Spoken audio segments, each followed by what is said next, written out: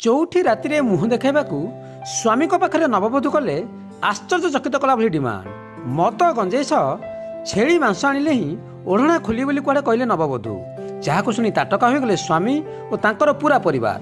यूपीर सहारानपुर आसी एभली एक अभावन घटना एवं मामला जाई थाना रे पहुंच सारा। जितेबाला नवबधू तांकर प्रथम डिमांड बियर मागिथिले ताकू देबारे कौनसी आपत्ति करनथिले स्वामी याकू आनीदेबे बोली मानि भी जाइथिले, किंतु मटन और गंजेई कथा शुणी हड़घणारे पड़गले। घर लोक जणाया पर नवबधू को थाना को नहीं परिवार लोके कहीं नवबधू अचानक निशा सामग्री मागुची कहार मुंड काम करुनथिला। तेबे थाना रे मामला पहुंचा पर दुई पक्ष को पुलिस बुझासुझा करथिला।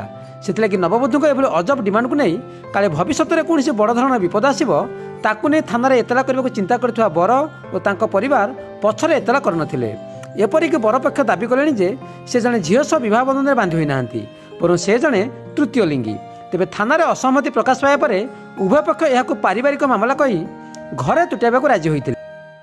एक जो मीडिएटर हैं बीच में जो उन पर वो लोग आरोप लगा रहे होते हैं कि उन्होंने एक गलत महिला से उसकी शादी करवाने की बात करवाई है कि जो युवक है उसने कुछ ऑडियो रिकॉर्डिंग्स उसको मिली लड़की के फ़ोन में जिसमें उसके दोस्तों के साथ कुछ वार्ता हैं जिसमें बियर या फिर गांजे की बात की जा रही है।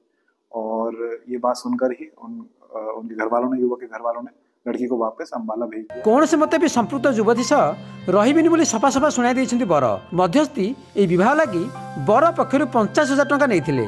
युवती जनक पंजाब लुधियाना सहर। युवती जनक केमिति तांको स्वामी को निशा सामग्री आने को दाबी करछन्ति ताहार ऑडियो भी पुलिस को दिया जाइछि। ब्यूरो इनपुट सह प्रदीप नायक रिपोर्ट, नक्षत्र न्यूज।